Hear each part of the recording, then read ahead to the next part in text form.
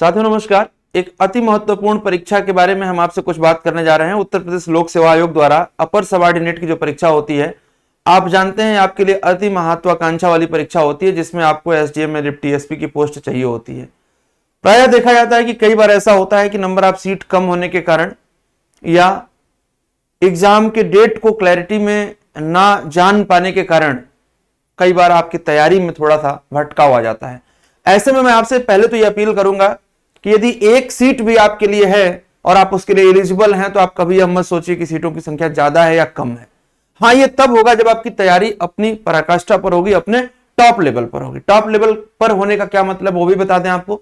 Top level पर होने का मतलब साथियों ये होता है कि जो तैयारी के लिए आवश्यक बातें हैं वो आपने पूरा कर लिया है। जैसे कि घटना चक्र पूर्वावलोकन की पूरी सीरीज आपने खत्म कर ली है, 2 बार 3 बार खत्म करके आपने लिस्ट बना लिया है उसका। लुसेंट जीके आपने बहुत ठीक से पढ़ लिया है। प्रीवियस ईयर क्वेश्चन पिछले 20 वर्षों का आपने फिनिश करके उसका जिस्ट आपने बना लिया है। और करंट अफेयर आपने बहुत अच्छे से पढ़ लिया है। इतना मात्र करने से प्रीलिम्स की गारंटी मैं आपको दे रहा हूं। आपको किसी की आवश्यकता नहीं थी, इतना आपने कर लिया है खुद से, तो ये काम आप कर सकते हैं। लेकिन खुद से ना करने के पीछे जो आपकी समस्या है वो क्या है, कई विषयों में इंटरेस्ट नहीं जनरेट होता है, क्योंकि कॉन्सेप्ट आपको क्लियर नहीं होता है। ऐसे में आपको निश्चित रूप से किसी न किसी कोचिंग या किसी न किसी ऑनलाइन ऑफलाइन प्लेटफॉर्म की आवश्यकता होगी ही होगी, इसको आप डिनाई नहीं कर पाएंगे। ठीक है, आइए अब मुद्दे पर आते हैं। पिछले बार मात्र 9 महीने में उत्तर प्रदेश लोक सेवा आयोग ने परीक्षा के तीनों चरणों को पूरा कराते हुए जो अप्रत्याशित परिणाम दिए, उससे यही लगा कि जो लोग 2024 में आजमा रहे हैं अपने आप को, उनको भी 8, 9, 10 महीने के अंदर ही एसडीएम या डिप्टी एसपी की पोस्ट जो लोग चाह रहे हैं उनको मिलेगी। लेकिन समीक्षा अधिकारी का जो पेपर निरस्त हुआ, उसके प्रभाव में आकर के आयोग ने जो निर्णय लिया कि हम 17 मार्च 2024 को होने वाली प्रारंभिक परीक्षा 2024 की पोस्टपोन कर रहे हैं। निर्णय तो अच्छा था, क्योंकि लीक हो उससे अच्छा पोस्टपोन कर दो, बहुत अच्छा है, खिलवाड़ नहीं होना चाहिए भविष्य के साथ। लेकिन अब सवाल इस बात का है कि परीक्षा कब होगी। तो परीक्षा कब होगी, इस पर हमारा सीधा सा जवाब है, जो अभी तक समझ में आ रहा है आयोग की कार्यप्रणाली को देखते हुए, जैसा कि आयोग ने अपने नोटिफिकेशन में कहा भी है कि जुलाई में होगी।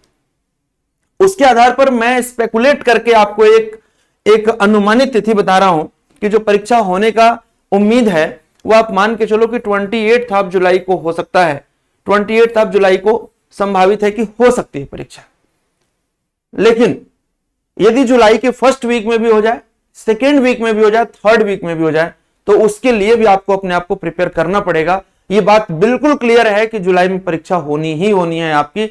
ऐसे में आपको एकदम तय रखना है अपने आप को कि जितनी बातें मैंने अभी बताई हैं वो सारा आप खुद से करेंगे साथियों, और खुद से करेंगे और अपने ऊपर भरोसा करेंगे। यदि अपने ऊपर भरोसा करते हैं, क्योंकि देखो एमसीक्यू पढ़ने में आपको क्या एतराज है, एक दिन में तय करो कि आप 600, 800, 900 एमसीक्यू सॉल्व करोगे, सुबह से लेकर के देर रात तक करते रहिए, और जो क्वेश्चन आपको आता है उसको टिक करके आगे बढ़िए, जो नहीं आता है उसको हाईलाइट कर लीजिए, मार्क कर लीजिए, फिर दोबारा उठाइए। यदि दोबारा में वो आ गया तो उसको भी लिखने की जरूरत नहीं, तीसरी बार में भी यदि वो कंफ्यूज कर रहा है तो शॉर्ट नोट्स बना लीजिए और श्योर करिए अपने आप को कि प्रीलिम्स आपका क्लियर होगा। क्योंकि यदि प्रीलिम्स होगा तभी आप मेंस देंगे, चाहे आपके अंदर जितनी भी नॉलेज हो, जितना भी अप्रोच हो, यदि प्रीलिम्स ही नहीं होगा तो आप मेंस क्या देंगे। ऐसे में जुलाई के लिए आप तैयार रहिए और करंट अफेयर हर रोज पढ़िए, और पिछले जनवरी 2023 से लेकर के और जब तक आपका एग्जाम का डेट जिस दिन है उस दिन तक लगातार करंट अफेयर पढ़ते रहिए। आशा करता हूं बात समझ में आ रही होगी। और भी ढेर सारी जानकारी के लिए, जो भी जानकारी अपडेटेड और ऑथेंटिक है, उसके लिए आप इस चैनल को सब्सक्राइब करिए, और ऑथेंटिक कंटेंट पढ़ने के लिए जो आपके एग्जाम में मिलाएगा आपको, उसको पढ़ने के लिए चैनल को आप फॉलो करिए। नमस्कार।